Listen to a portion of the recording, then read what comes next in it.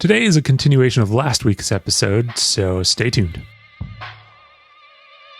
Once again, welcome to the Digital Customer Experience Podcast with me, Alex Turkovich. So glad you could join us here today and every week as we explore how digital can help enhance the customer and employee experience. My goal is to share what my guests and I have learned over the years so that you can get the insights that you need to evolve your own digital programs. If you'd like more info, need to get in touch, or sign up for the weekly companion newsletter that has additional articles and resources in it, go to digitalcustomersuccess.com. For now, let's get started.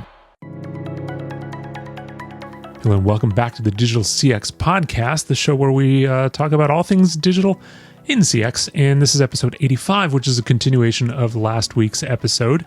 If you remember, last week we worked on NotebookLM, or worked with NotebookLM, I should say, which is Google's cool notebook/podcast producer app.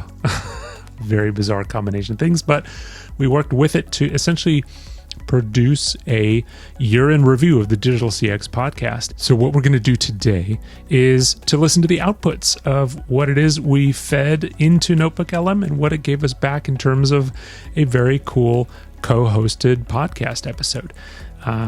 It's also a great opportunity for me to disappear from the rest of this episode and let the Google-generated co-hosts of this podcast take over. And so without further ado, here's for the next 7-8 minutes is a year-in review of the Digital CX podcast as produced by NotebookLM. Before I let them take over, though, I wanted to wish everyone a very happy New Year, as this is coming out Christmas Eve. Sorry, not Christmas Eve, New Year's Eve. Very happy New Year, and I really hope the best for all of you for 2025. Thank you for such a stellar 2024. I would not be here without your listenership and without the great sponsors that we have for the show and all of that great stuff. So thank you from the bottom of my heart for a wonderful 2024. And here's to an even better 2025. Here we go. All right, so we're diving deep into a year's worth of the Digital CX podcast. You've given us transcripts and articles and even some personal notes. This show is busy in 2024. We're giving you the VIP backstage pass to their year. Yeah, the podcast itself really evolved this year. It went from just digital customer success to a bigger picture of digital customer experience. You're right, like they realized digital touches every part of the customer journey, and no one department can own the whole experience. Episode 50 really emphasized collaboration. Exactly. Marketing, product support, and sales can't just do their own thing. They need to be in sync to create a seamless digital experience for the customer. And then there's episode 65 with the 4 pillars of digital customer success: customer journey, healthy-ish, data, digital automation, and content. It's such a simple framework, but it's powerful. And they dug deep into why each one is crucial and how they all work together. Okay, let's unpack these pillars a bit. I remember thinking the healthy-ish data thing was interesting. Why not just say clean data? Because perfect data is a myth. It's more important to focus on making your data usable, even if it's a little messy. As long as you can get insights from it, you're good. Makes sense. I'm guessing the customer journey pillar is all about mapping out the customer's experience. Yes, but it goes beyond the obvious. It's about understanding those micro moments, those tiny interactions that shape how a customer sees your brand. Can you give me an example? Sure. Think about a customer who stops using a key feature. That could be a sign that they're struggling. It's a chance to intervene with a helpful message or proactive support. It's about being tuned in to those signals and responding in a way that feels personalized, not intrusive. Exactly. And that's where automation and content come in. So automation isn't just about making things easier for your team. It's about a better experience for the customer. Absolutely. Like, imagine a customer completes an onboarding step. You could have an automated email that congratulates them and shows them the next step. It feels seamless and supportive. It's about anticipating needs and delivering value at the right time. And content is the fuel for those interactions. The Digital CX podcast talked about making your content clear, engaging, and easy to find. Yeah, they had a whole episode about content curation. You don't always have to create everything from scratch. You can use stuff from other teams and repurpose it. Exactly. Content doesn't have to be perfect, especially if you need to get it out there quickly. Focus on clarity and usefulness above all else. They even covered the whole AI thing head on. I'm still wrapping my head around generative AI. Well, episode 55 was all about AI for customer success managers. They explained how tools like ChatGPT can boost productivity. They even had a framework called Risen for writing good prompts. Wait, remind me what Risen stands for. Role instruction steps, expectation, and narrowing. It helps you structure your prompts so the AI knows exactly what you want. Okay, that makes more sense. It's like giving the AI a clear set of instructions. Exactly. And they gave examples like using AI to write outreach messages, or summarize customer conversations, or even make presentations. It's about AI as a tool to help humans, not replace them. Welcome back to our deep dive. It's amazing how much they covered in 2024. Yeah, we've talked about the shift to DCX and the 4 pillars, but I really liked the episodes where they connected theory and practice. Totally. They didn't just talk about concepts. They showed how they work in real life.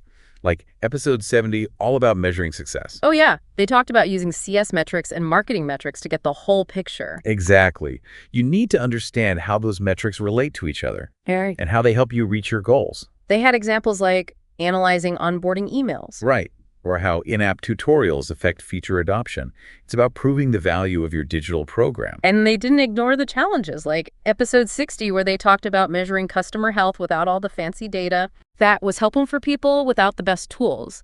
They said to get creative and use data from your community platform, or even support tickets to see how engaged customers are. It was all about finding clues about customer needs. Right. Sometimes you have to be a data detective. So we've got our data and we're measuring things. Yeah. But how do we improve the customer experience? That's where those 4 pillars come back in. Okay. And they did a good job of showing how to apply them, like the customer journey pillar. Episode 65 had some good points about mapping touch points. Yeah, they said to go beyond the big milestones, like onboarding, and focus on those smaller moments that make a big difference. They gave that example of a customer who stops using a feature. It's a perfect time to send a helpful email. It's like they're saying, don't wait for the customer to reach out. Exactly. And that's where automation is so powerful. Speaking of automation, episode 80 was full of ideas. I loved how they shared their own process for brainstorming automation opportunities. It was like we were right there with them. And they talked about automating internal tasks, too. Right. They said if you can free up your team from boring tasks, they'll have more time for relationships and problem solving. And happy employees means happy customers, right? Totally.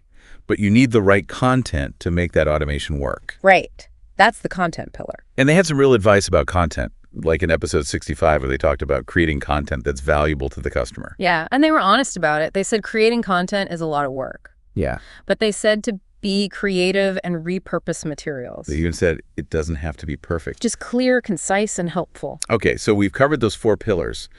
What about AI? It was a huge theme all year, and they did a great job explaining it. Episode 55 with the Risen framework was a standout. Yeah, that framework really helped me understand AI. Right. It's like instructions for talking to the AI. And they showed us all sorts of AI tools for writing messages, summarizing conversations, and even making presentations. It was inspiring. Yeah. And they talked about the fears people have about AI. They said these tools are here to help us, not replace us. That was good to hear. It's not about the machines taking over.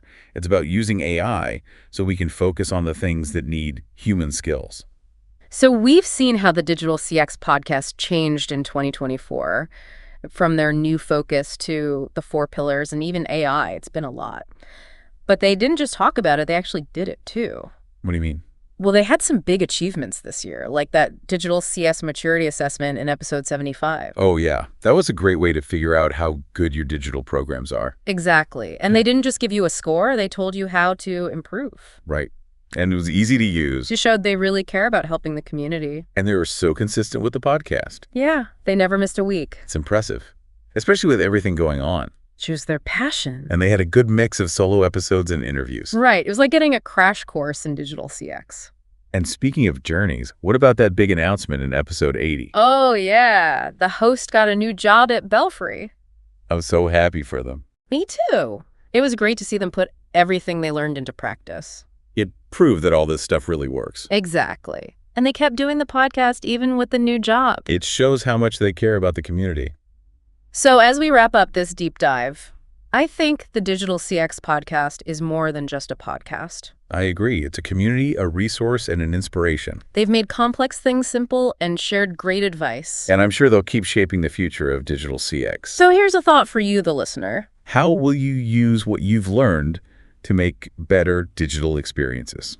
The tools are out there. It's up to you to make a difference. Keep learning and keep innovating. See you next time.